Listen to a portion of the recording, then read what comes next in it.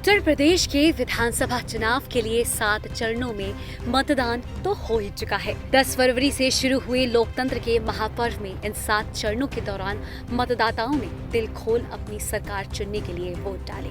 अब सबकी निगाहें जनादेश पर टिक गई हैं। यूपी के चुनावों को लेकर बीते कई महीनों से सभी राजनीतिक दलों ने पूरे प्रदेश को एक तरीके से चुनावी अखाड़ा बना दिया, जिसमें अलग अलग जुमलों के दांव पेच चले। इस दौरान कई मुद्दों पर माहौल भी गरमाया, लेकिन एक दूसरे के सियासी जुबानी जंग के लिए ये चुनाव को काफी समय तक याद किया जाएगा। राजनीतिक दलों ने हर चरण पर अलग अलग मुद्दे उठाकर सियासी तापमान को चढ़ाया। बीजेपी की ओर से जहां एक ओर सपा और कांग्रेस पर जमकर आरोपों के गोले दागे गए, तो इनका जवाब भी कांग्रेस और सपा के नेताओं की ओर से जोरदार दिया गया। कांग्रेस की ओर से राहुल गांधी और प्रियंका गांधी ने बीजेपी को घेरने का जिम्मा संभाला, तो वहीं समाजवादी पार्टी की ओर से अखिलेश ने मोर्चा खोला। विपक्ष ने बीजेपी को घेरने के लिए जो लिस्ट बनाई, उसमें हिंदुत्व, महिला, किसान आंदोलन और इन जैसे कई मुद्दे शामिल रहे। कांग्रेस नेता राहुल गांधी ने पीएम के संसदीय क्षेत्र से बीजेपी को हिंदुत्व का मतलब समझाया, तो बीजेपी को पूंजीपतियों का करार दे दिया। वहीं यूक्रेन और रूस के बीच जारी जंग के दौरान उठी आग की लपटें यूपी तक भी महसूस की गई। राहुल गांधी ने केंद्र सरकार को भारतीयों की वतन वापसी के मुद्दे पर घेरा।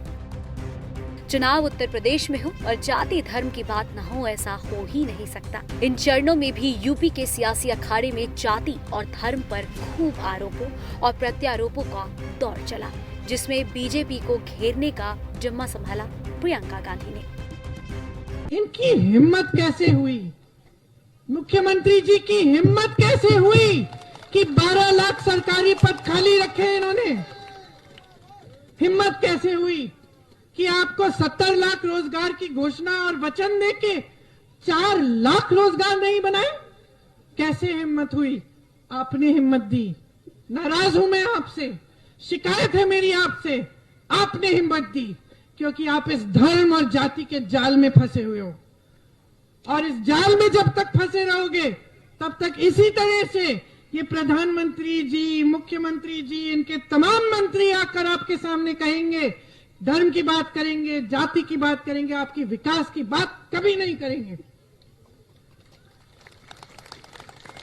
विकास होगा इनका, सत्ता में रहेंगे ये, फूलेंगे फलेंगे इनके बड़े बड़े उद्योगपति मित्र, विकास आपका नहीं होगा।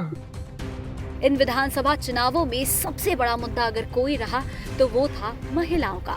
कांग्रेस और तमाम विपक्ष ने इस बार साइलेंट वोटरों को साधने के लिए तमाम बड़े बड़े वादे किए। कांग्रेस ने तो आगे कदम बढ़ाते हुए महिलाओं के लिए अलग से घोषणा पत्र ही जारी कर दिया, जिसमें महिलाओं को 40% आरक्षण देने का वादा किया गया। वहीं बीजेपी पर महिलाओं पर अत्याचार करने का आरोप लगाया कि नए सरकारी पदों में आरक्षण प्रावधानों के अनुसार 40% महिलाओं को नियुक्ति होगी। इसका मतलब है कि जो हमने घोषणा की कि हम 20 लाख रोजगार दिलवाएंगे, उसमें से 8 लाख रोजगार महिलाओं के लिए होंगे। 50% तक महिलाओं को नौकरी देने वाले व्यवसायों को कर में छूट और सहायता मिलेगी।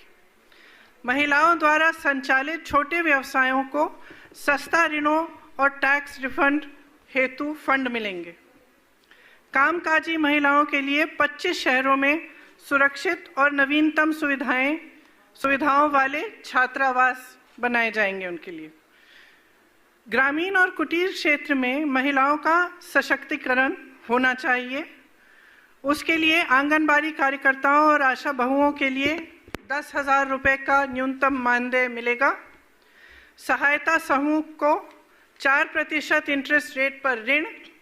मनरेगा में महिलाओं को प्राथमिकता, 40% कार्यों में आरक्षण मिलेगा। राज्य में राशन की 50% दुकानों का प्रबंध और संचालन महिलाओं द्वारा किया जाएगा। शिक्षा के लिए जो शैक्षिक सशक्तिकरण है, उसके लिए हम कुछ कदम उठाना चाहते हैं। जैसे मैंने पहले भी कहा अपने भाषणों में, 10+2 में प्रत्येक लड़कियों के लिए स्मार्टफोन दिया जाएगा। आगे महिलाओं के लिए आपको एक गैस सिलेंडर दे दिया मुफ्त और इनका काम खत्म। आप उसको भर नहीं पा रही हैं। आपको नया सिलेंडर अब जब खरीदने जाए तो 1000 रुपए लगते हैं। आप काम कर रही हैं, सुबह शाम मेहनत कर रही हैं खेतों में, घर पे। आपको कोई सशक्त करने की बात करता है? आपके लिए पाठशालाएं बनाने की बात कोई नहीं करता। उसी वजह से कांग्रेस पार्टी कह रही है हर जिले में केंद्रीय विद्यालय जैसा महिलाओं के लिए विद्यालय बनेगा, जहां आपको अच्छी शिक्षा मिलेगी और आपको हुनर की भी शिक्षा मिलेगी। हम कह रहे हैं कि 40% रोजगार सरकारी बहनों को मिलेंगे पहले के आरक्षण के तहत, ताकि आप सशक्त हो। आशा बहुएं, आंगनबाड़ी की बहनें योगी जी के पास दरख्वास्त ले गई, उनकी मीटिंग में ऐसे ही उनको बेरहमी से पुलिस ने पीटा। कांग्रेस पार्टी ने उसी महिला को चुनाव लड़ाया। कांग्रेस के घोषणा पत्र में महिलाओं के साथ साथ किसानों के लिए भी कई दावे किए गए, जिनमें सरकार बनने पर 10 दिनों के अंदर कर्ज माफ करना जैसा वादा शामिल रहा। कांग्रेस किसानों के मुद्दे पर बीजेपी को घेरने का कोई मौका नहीं छोड़ती, इसलिए कांग्रेस नेताओं को जब भी मौका मिला उन्होंने बीजेपी को पूंजीपतियों की सरकार बताकर कांग्रेस को जमीन से जुड़ी पार्टी साबित करने की कोशिश जरूर की। किसानों का पूरा कर्जा माफ किया जाएगा। हम ये कह रहे हैं कि हमारी सरकार जब बनेगी तो 10 दिन के अंदर अंदर किसानों का कर्ज माफ किया जाएगा। छत्तीसगढ़ में जब कांग्रेस की सरकार आई तो आप सब ने देखा होगा कि शपथ लेते ही 3 घंटों के अंदर अंदर किसानों के कर्ज माफ किए गए। उसी तरह से हम यहाँ भी उत्तर प्रदेश में ये करना चाहते हैं। हर रोज, हर 24 घंटे तकरीबन 880 युवा रोजगार खोते हैं। बीजेपी के पिछले 5 सालों में तकरीबन 16 लाख युवाओं ने रोजगार खोया है। आपको याद होगा प्रधानमंत्री ने कहा कि हम आपको 2 करोड़ साल के रोजगार देंगे। सच्चाई पूरे देश को दिख रही है। क्यों हो रहा है? क्योंकि देश का पूरा धन 2-3 बड़े उद्योगपतियों के हाथ दिया जा रहा है। यूपी में चुनाव है और यूपी के युवाओं को एक नए विजन की जरूरत है और कांग्रेस पार्टी, सिर्फ कांग्रेस पार्टी उत्तर प्रदेश को यह विजन दे सकती है। कांग्रेस के साथ साथ बीजेपी पर आरोपों के तीरों की बारिश करने में समाजवादी पार्टी सबसे आगे रही। अखिलेश यादव ने अकेले मोर्चा संभालते हुए सीएम योगी पर ताबड़तोड़ हमले किए। गौरतलब है कि अखिलेश यादव करहल से पहली बार विधानसभा का चुनाव लड़ रहे हैं, जिसको लेकर मुलायम सिंह ने भी चुनाव प्रचार की कमान संभाली। इस बार बलिया के लोग अपनी ताकत से और धुआंधार वोटिंग कर करके भारतीय जनता पार्टी का धुआं निकालने का काम करेंगे। और मुझे तो लग रहा है कि इतना जोश देख करके, इतना उत्साह देख करके कि ये जो गर्मी निकालने वाले थे, इस बार इनकी भाप निकाल देगी, बनता भाप। बीजेपी वाले अंग्रेजी सिखा रहे हैं। कभी ए फॉर ये कहते हैं, बी फॉर कुछ और कहते हैं, एन फॉर भी बताते हैं, जेड फॉर भी बताते हैं। हम इन बीजेपी वालों को अंग्रेजी नहीं हिंदी सिखाना चाहते हैं और कहना चाहते हैं और उन्हें बताना चाहते हैं कि अगर देश से काका गए हैं तो बाबा भी जाएंगे। देखिए लाखों लोग हैं आज। कभी उम्मीद नहीं कोई करता था कि इतनी भीड़ होगी सभा। देखिए कितनी भीड़, कहाँ से कहाँ तक भीड़ है, पूरा का पूरा भीड़ है। इससे साबित हो रही है, इससे साबित हो रही है कि जनता क्या चाहती है। जनता चाहती है कि आज हम आए आपके बीच। उनके दिमाग में है कि देखिए मुलायम सिंह क्या कहते हैं, तो मैंने कह दिया आपको, किसान, नौजवानों, व्यापारी, इन तीनों को मिलकर के ही देश का विकास कर सकते हैं। एक और जहां कांग्रेस ने अपने घोषणा पत्र में महिलाओं को आरक्षण देने का वादा किया, तो वहीं दूसरी ओर समाजवादी पार्टी ने 22 लाख युवाओं को आईटी सेक्टर में नौकरियां देने की बात कह डाली। साथ ही बीजेपी को घेरते हुए परिवारवाद के मुद्दे पर भी कई बार निशाना साधा। आज जब 22 तारीख है और समाजवादी पार्टी का जो नारा रहा 22 में 22 किल, नौकरी रोजगार संकल्प श्रृंखला में प्रथम संकल्प आईटी सेक्टर में, ये अभी सरकारी नौकरियों में कितने रिक्त पद हैं, पुलिस में कितनी भर्ती हो सकती है, वन विभाग में कितनी हो सकती है, या और जगह सरकारी नौकरियों की बात नहीं कर रहा हूं मैं अभी, गैर सरकारी और कितनी नौकरियां आएंगी उसकी बात नहीं कर रहा मैं, और सेक्टर्स की बात नहीं कर रहा।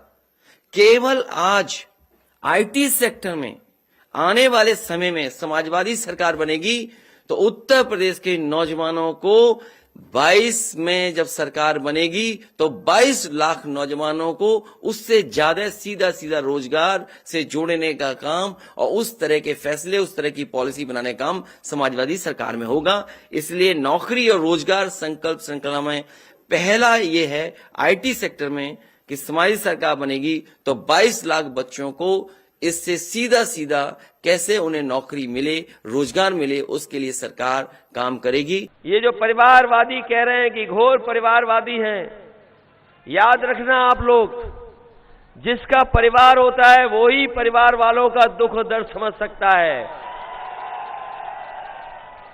ये भारतीय जनता पार्टी के नेता जो राज कर रहे हैं, इनके कोई परिवार नहीं है।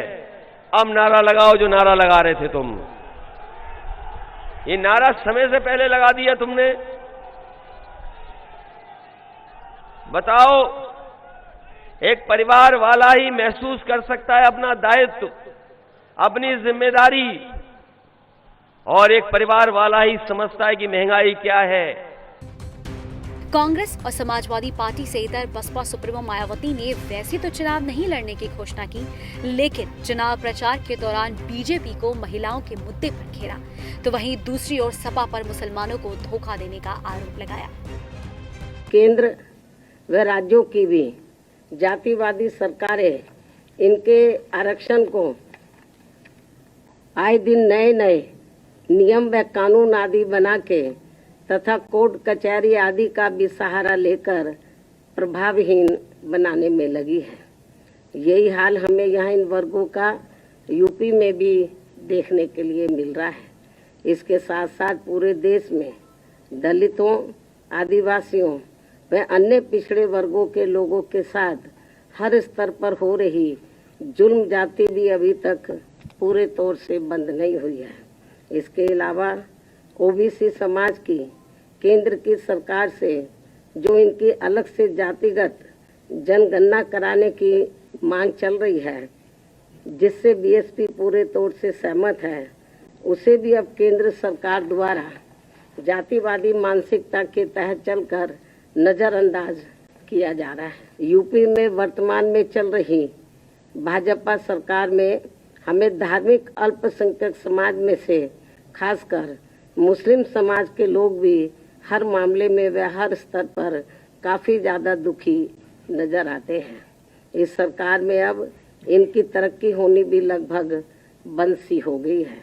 ज्यादातर फर्जी मुकदमों में फंसा के इनका काफी उत्पीड़न भी किया जा रहा है। साथ ही नए नए नियमों व कानूनों के तहत इनमें दहशत भी काफी पैदा की जा रही है।